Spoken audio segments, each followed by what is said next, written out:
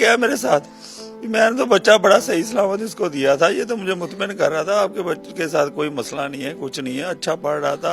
हर साल वो बेचारा 97-98% मार्क्स ले रहा है। 2-2.5 साल हो गए उसको। कितने सिपारे हिफ्ज किए थे उसने? माशाल्लाह 22 पारे कर लिए थे और अपनी आमीन की तैयारी कर रहा था कि मेरी आमीन करवानी है आपने आके बाबा, मैं आपके आप मेरे पीछे तरावियां पड़ेंगी इंशाल्लाह। अब ये मेरे साथ वो प्लान कर रहे हैं, हमने वो प्लान किया हुआ था आमीन का। छोटा बच्चा भी हिफ्ज कर रहा था वहीं? ये अभी तीन माह से जा रहा है उधर, इसका अभी दूसरे पारे पे था। जब आपने असर के वक्त उसको कॉल की है, वो क्या मामला था? सर वो कह रहा है कि मैं अभी इसको लेके जाता हूँ, फिर वो अभी भी असर के टाइम भी बड़ी रूटीन में बात कर रहा है मेरे साथ। ये जरा नमाजी जाते हैं ना तो फिर जाता हूँ, वो हमने इसको ना प्राइवेट लेके जाएंगे, सरकारी हॉस्पिटल नहीं लेके जाना। मैं क्या वो क्यों नहीं, अभी जालिम है, अभी भी उसको रख के बैठे हुए। 7 बजे से लेकर असर तक 9 घंटे 10 घंटे रख लिया है। जी तो उसको ले जाते, कोई उसकी कोई जानबर हो जाता, कोई अद्वियात उसको दी जाती। जी बिल्कुल हो जाना था। डॉक्टर ने कहा था, डॉक्टर कह रहे थे ये पहले आ जाता तो हमने बड़ा अच्छा कवर कर लेना था। तो फोन पे और मजीद गुफ्तगू क्या हुई? फोन पे उसके साथ मेरी ये बात हुई है, कहता है कि आपके बच्चे को थोड़ा सा कोई लग रहा है मुझे कि कोई मिर्गी का दौड़ा है या इस तरह का कुछ है। आज तक उसके कोई ऐसी प्रॉब्लम नहीं आई अल्हम्दुलिल्लाह।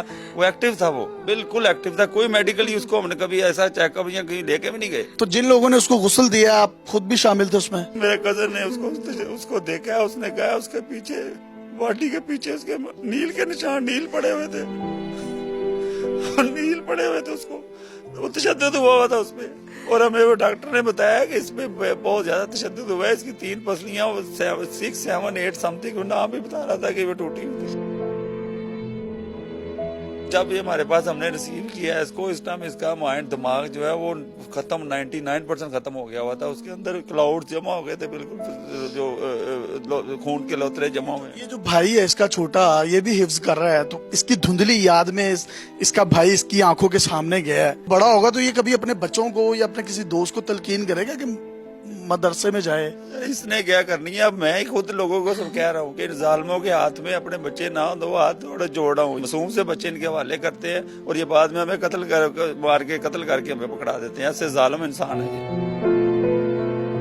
आला हुकाम से, कुछ वजीर आजम पाकिस्तान से या चीफ जस्टिस से कोई रिक्वेस्ट करना चाहें तो आप कर सकते हैं। चीफ जस्टिस से, सीएम साहब से आपकी मेहरबानी है, बड़ा इंसाफ पसंद बंदे हैं, हमारे साथ हमारे ऊपर रहम करें और हमें इंसाफ दिलाएं और 302 में इस कारी को सजा दिलवाएं। बहन, आप कुछ कहना चाहेंगी इदारों से, आला हुकाम से? आपकी आवाज हम वहां तक पहुंचा रहे हैं तो आप कह सकती हैं।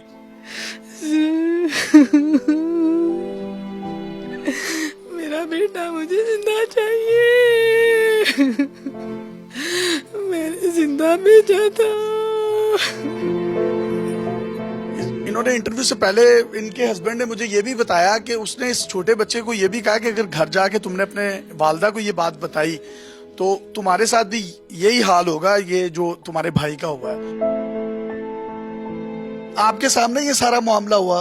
किस चीज से मारा था उसने? उन्होंने सोटी से मारा था उसको, मुझे भी मारा था उन्होंने। खरसा ने मुझे ये कहा था कि अगर आपने घर जाकर बताया तो आपका भी ये हाल होगा। उन्होंने मुझे डराया था बहुत ज्यादा। उन्होंने कहा था घर जाके आपने बताना नहीं है। कहाँ मारता रहा वो हाथ पे मारा, उसके बाद उस बेहोश हो गया, उसके बाद अंदर ले चले गए। अंदर भी उन्होंने उसको मारा। कितनी देर मारते रहे? 10-15 मिनट उसकी चीखों की आवाजें आती रही थी। चीखों की आवाजें आती रही। अंदर से उन्होंने कुंडी लगाई थी, अंदर ले गए थे कमरे में। तो हमने बहुत कोशिश की दरवाजा खोलने की, या फिर हम बाहर निकल पाए। दोनों तरफ से दरवाजा बंद था। हमने बहुत कोशिश की दरवाजा खोलने की भी।